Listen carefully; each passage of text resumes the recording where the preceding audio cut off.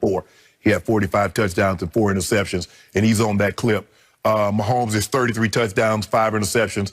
He leads the NFL with 324 passing yards a game. He has 500 more passing yards than Rodgers. He's 12-1, and I still believe he's the scariest player in the NFL. The Packers are now the #1 seed at 10-3. Rodgers is 39-4, leads the NFL with 39 touchdowns. Mahomes is third with 33. 9 games this season with at least 3 touchdowns and no interceptions. 31.5, 31 points per game. They're 1-2 in scoring. So that's how close it is, Skip. And I thought once Russell stumbled, I think that Skip, he had a 3 or 4 interception game. I said it was over. I said now it's a 2-horse race. And I think Derrick Henry needs to be, he pulling up the rear, Skip, but he's in the mirror. But right now it's between these two guys. I still would give a slight nod to my homeboy. But man, Aaron Rodgers could easily be, with 3 games to go, another 3 touchdowns, 51 touchdowns with 4 picks. I don't know how you deny him. He puts up numbers like that. Even my homeboy can't catch him. So I'm going to give you this about Aaron Rodgers. He is definitely the comeback player of the year. We don't want that award, Skip. Stop saying that. This is one of the great bounce-back seasons in the history of pro football, because I'm going to remind everybody, just a year ago, he had his worst QBR of his career. He had a 54. Right now, he's all the way up at 85. So that's a 31-point improvement in QBR from a year ago. He's second behind my homeboy. That's extraordinary.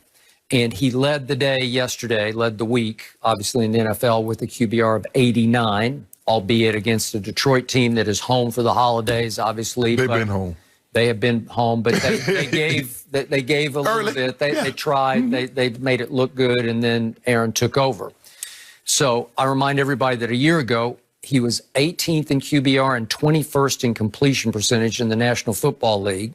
He was also second in what we call throwaways after he led the whole league in throwaways in 2018. And those are just where you don't like it, you don't like it, I just throw it out of bounds. I'm not going to risk the biscuit on this one, right? I wonder who led last year in throwaways. Interesting. And he's third right now as Aaron Rodgers in throwaways, but that's beside the point. So we look at his year and we say, well, I get your point about cat whiskers, but he's had some games that are head scratchers, because against Tom Brady, he had a QBR of 12 at Tampa Bay, and obviously jumped out to a 10-0 lead, then threw nearly 2 straight pick sixes. And for the last 3 quarters against that defense that everybody has been torching, from Drew Brees, obviously, to Patrick Mahomes, he scored no points the last 3 quarters.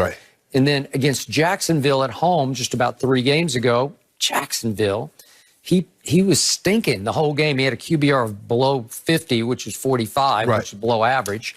And that didn't look good on the resume. So he's had these that have, like, he should be running away with the Minnesota game at home. Yep, not great. But Skip, for me, and I think the thing is, I thought you was going to say it was Aaron Rodgers in a landslide. I was going to say, but you told me Aaron Jones was the MVP. Well, I think there's another MVP emerging on that team. And by the way, let me finish up with, what's it now, 2 games back, was the game at Indy.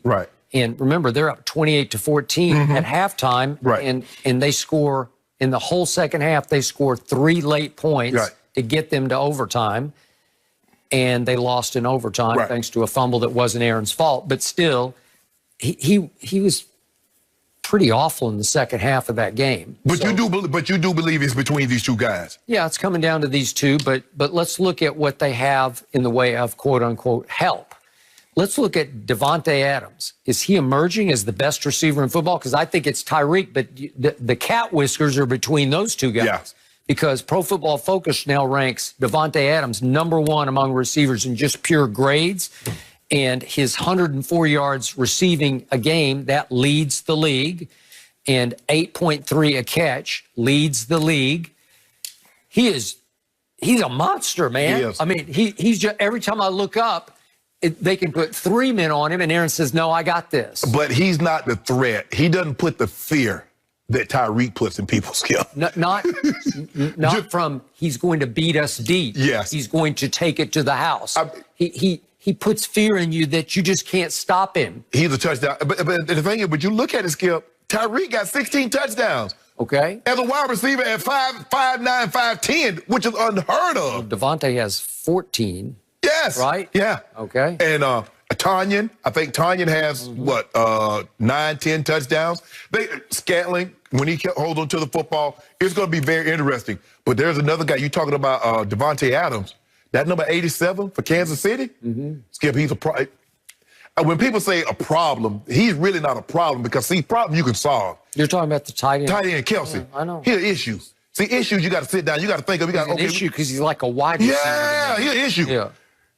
You deal with Kansas City, you got issues. You got to deal with that offense now. So you're making the case that Patrick Mahomes has the two best weapons in all of pro football together, that he has both of them, right? But when did we think about them when Alex Smith had those guys? We didn't talk about them like we do since Mahomes got them. I don't think Tyreek had emerged yet. Tyreek was still Tyreek. Yeah, he was playing more return game, but you saw him on that Sunday night game against the Broncos. He took a punt back, a kickoff back. They threw him a pass, and that was the first time we saw the piece out. He started piecing out everybody. Yep. Yes, Skip, there's no denying their talent, but he takes them, he gets them to another level.